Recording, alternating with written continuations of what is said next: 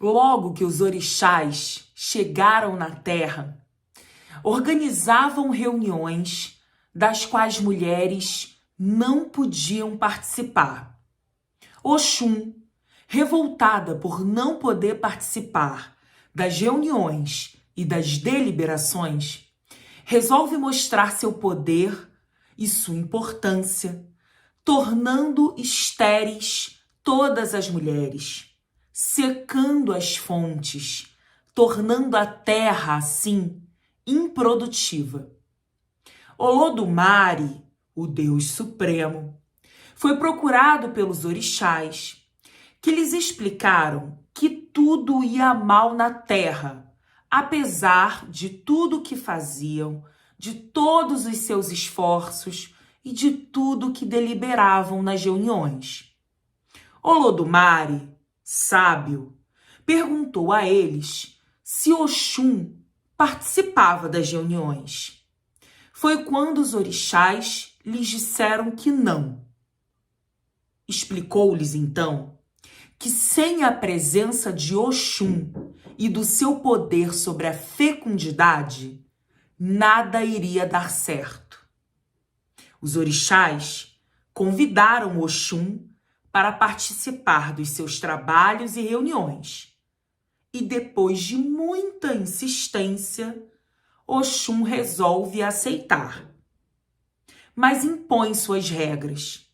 Só iria participar se todas as outras mulheres estivessem com ela. Imediatamente, as mulheres tornaram-se fecundas e todos os empreendimentos e projetos obtiveram resultados positivos. Oxum é chamada Iyalode, título conferido à pessoa que ocupa o lugar mais importante entre as mulheres de uma cidade. Oraieieu! Essa é uma narrativa da literatura Iorubá, do tronco linguístico Iorubá, da qual vem as narrativas e a literatura de terreiro dos orixás. Os terreiros de tradição de matriz africana têm uma vasta literatura.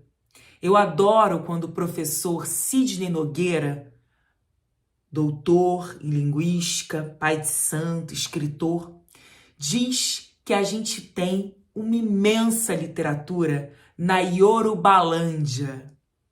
Quando a gente fala de construção de narrativa, do poder da palavra, de memória, de história, a gente não pode ignorar o quanto os terreiros são espaços férteis para a gente trazer a história de pessoas negras na diáspora, em África, no Brasil e aonde quer que for por esse globo terrestre. O terreiro é um território ancestral de produção de saberes, conhecimento, ciência, tecnologias de existência, que produz muito conhecimento, muita sabedoria. Em que pese todo o processo de demonização, criminalização que a gente vive em cima das tradições de matriz africana e desses espaços de aquilombamento que são os terreiros, nós temos ali um caldo muito fértil, importante e poderoso de cultura, de história, de memória. E que nós, bebendo de toda essa fecundidade de Oxum, podemos assim pensar na construção de um futuro muito melhor para todos nós.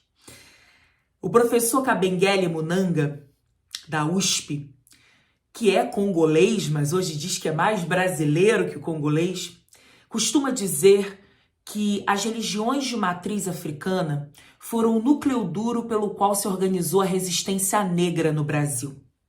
E é sobre esses espaços, essas tradições, essas iabás, essas mulheres, essas forças da natureza femininas, como Oxum, que eu quero conversar um pouco aqui hoje. Licença para chegar, meu colofé, motumbá, saravá, axé. Eu sou Carolina Rocha, também conhecida como Dandara Suburbana, que é o nome artístico que eu uso inclusive nas minhas redes sociais e também para assinar a minha produção criativa literária. Eu sou uma mulher de terreiro, de Xangô, sou uma ativista, escritora, professora, historiadora, socióloga.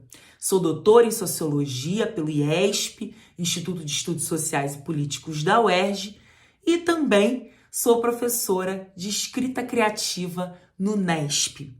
Eu criei um projeto em 2017 chamado Ataré Palavra Terapia.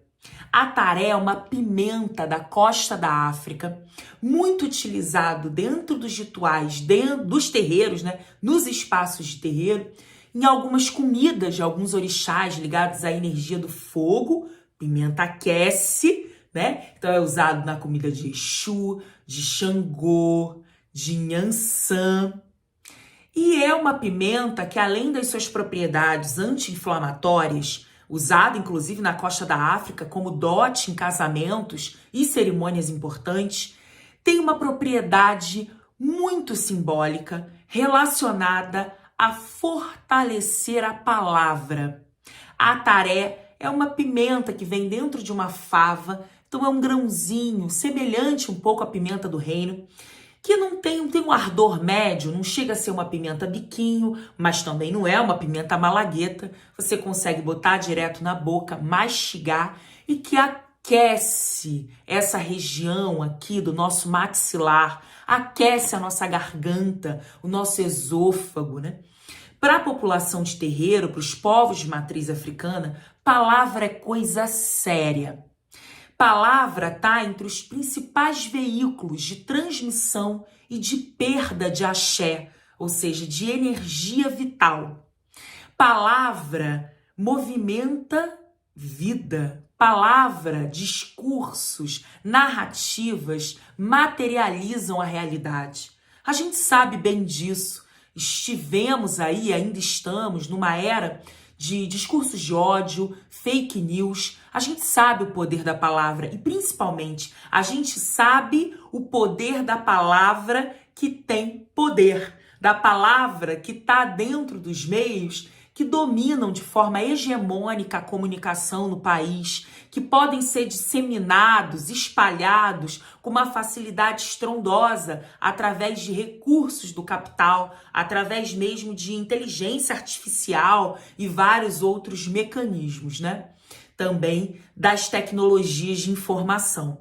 Então, a gente já sabe o que palavra é capaz de gerar. A gente vive num país, por exemplo, em que a gente tem um dos grandes poderes, o sistema judiciário, que é o quê? Retórica, palavra, construção de narrativa. Então, quando os povos de matriz africana usam determinadas raízes, ervas, folhas, rituais para fortalecer e também para purificar a palavra, para poder fazer disseminar no mundo a palavra ética, a palavra verdadeira, a palavra comprometida com justiça social, com direitos humanos, E não a palavra que engana, que mente, que rouba, que furta as pessoas, da sua dignidade. Então, a ataré é um desses instrumentos para fortalecer, porque para esses povos, para você proferir boas palavras, ou seja, palavras fecundas, palavras de Oxum no mundo, palavras cheias de mel, Oxum diz que tudo pode ser dito com uma colher de mel na boca. Isso significa que a gente pode falar coisas, inclusive duras, difíceis, mas com cuidado, com respeito à dignidade de cada ser humano, de cada ser, de cada parte da natureza. Então, essa palavra, para ela ser proferida, não é só pensar no que eu vou falar em termos de conteúdo, é pensar na forma que eu vou falar e pensar também como cuidar do corpo. A gente no Ocidente colonial, desassocia mente e corpo. A gente faz aí esses pares dicotômicos, essa lógica binária dicotômica, desassocia razão, emoção, corpo, mente, corpo, espírito, matéria, espírito, homem, mulher, Deus e o diabo, né? A gente está sempre criando esses pares opostos. Mas a gente é integral, a gente vive integralidade. Então é preciso preparar o corpo também para produzir argumento, narrativa, palavra. Por isso a gente mastiga a tarefa, para aquecer a boca, para aquecer o hálito, a saliva, a garganta, o estômago. Tudo isso está envolvido na capacidade de oratória, na vocalização do mundo. Bom, quando a gente está falando de escrita, por exemplo, isso é muito caro. Escrita é exercício físico, é movimento de corpo. Mais uma vez, outra grande falácia dentro dos pares binários e dicotômicos ocidentais é entre escrita e oralidade. A gente aprende muitas vezes, eu aprendi assim na universidade, de que os povos de tradição afropindorâmica ou afro-indígenas eram povos de poder da oralidade. Isso não é verdade. Isso é uma parte da verdade, não é o todo da verdade. Como diz a escritora Chimamanda, o problema com os estereótipos não é que eles sejam mentira, mas eles são apenas uma parte da verdade. E por que a gente tem resistido dentro da literatura? Para dizer que a gente tem mais história para contar, para dizer que a gente tem outras histórias, outras versões da própria história para contar e que trazem uma complexificação do que nós somos enquanto pessoas negras, indígenas, mulheres, corpas LGBTQIA+.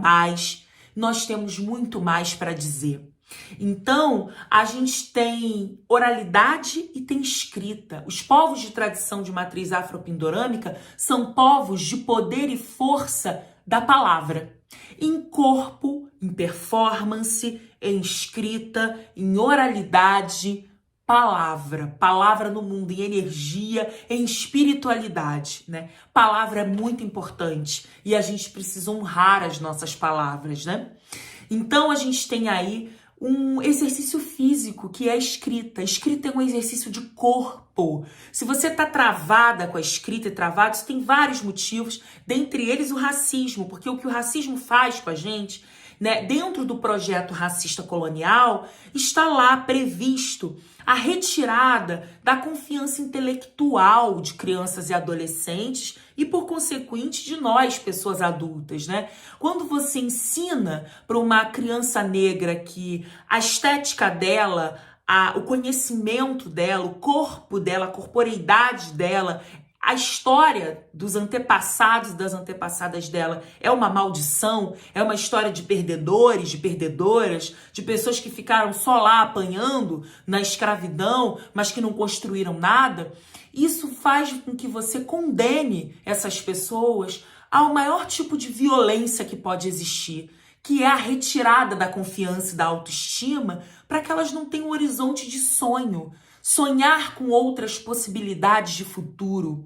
Isso não é dado para todas as crianças e adolescentes neste país. Quando a gente tem um livro didático que não conta a história rica, criativa, ancestral de pessoas afropindorâmicas neste país, nós estamos retirando a possibilidade de criança e adolescente de construírem outros futuros. Então é um processo que o intelectual negro, que é o Carter Woodson, vai dizer que o que a gente vive muitas vezes dentro dos ambientes institucionais é um processo de deseducação do negro, que nos deseduca, que nos retira a potência. Porque acessar a história, acessar a memória é acessar o poder. A gente sabe disso, quantos arquivos, por exemplo, de ontem, como da ditadura militar, nós não temos acesso, porque é memória. Grande parte dos arquivos, das bibliotecas, da produção que a gente tem de história oficial neste país foi construída de homens brancos para homens brancos que geralmente estavam criminalizando mulheres, corpos negros, pessoas indígenas e etc. Então são essas pessoas que estão contando histórias sobre nós, que estão dizendo, por exemplo, na literatura, em que a gente tem uma produção majoritariamente masculina e branca, quem nós somos, que estão falando sobre as nossas subjetividades, sobre os nossos sentimentos, que estão escrevendo sobre nós nos romances, que estão construindo imaginários sociais sobre nossas vivências, sobre nossas atitudes, sobre nossos sentimentos. Então, isso é muito grave, porque quando constroem imaginários terceirizados sobre nós, estereotipados, incompletos ou ainda mentirosos, violentos, falaciosos, nós ficamos condenados e condenadas a depender de uma narrativa construída pelo outro. Então, o que nós reclamamos, enquanto pessoas negras, enquanto escritores e escritoras, enquanto intelectuais, é que nós podemos ser protagonistas das nossas próprias histórias. Quando a gente escreve, a gente rompe com o projeto colonial que define para nós uma história pronta, um dogma, uma verdade absoluta sobre quem nós somos. Dentro disso, uma escritora que eu amo, que é a Leda Maria Martins, ela vai dizer no livro Afrografias da Memória que em uma das línguas banto do Congo, o mesmo verbo tanga designa os atos de escrever e de dançar, de cuja raiz deriva-se ainda o substantivo nitango, uma das designações do tempo. Escrever, dançar e tempo. Para os povos banto, essas três ações estão na mesma encruzilhada. Então, escrever é dançar, escrever é se movimentar, escrever é contar vidas, escrever vidas. E aí a gente olha que as escritoras da nossa família, que muitas vezes a gente não olha, porque esse lugar da escrita foi construído num lugar tão distante, tão elitista, tão racista, que a gente não olha para aquelas mulheres que estavam contando história na nossa família, que quando alguém morria, se jogavam no chão, para o nosso tio que ficava com o radinho aqui colado no ouvido, ouvindo história, contando história, para o pai que amava música, para a irmã que escrevia receitas, para a mãe que deixava bilhetes pela casa. Essas pessoas que nos constituem em palavra, que nos rodeiam de palavra, que fortalecem o nosso verbo.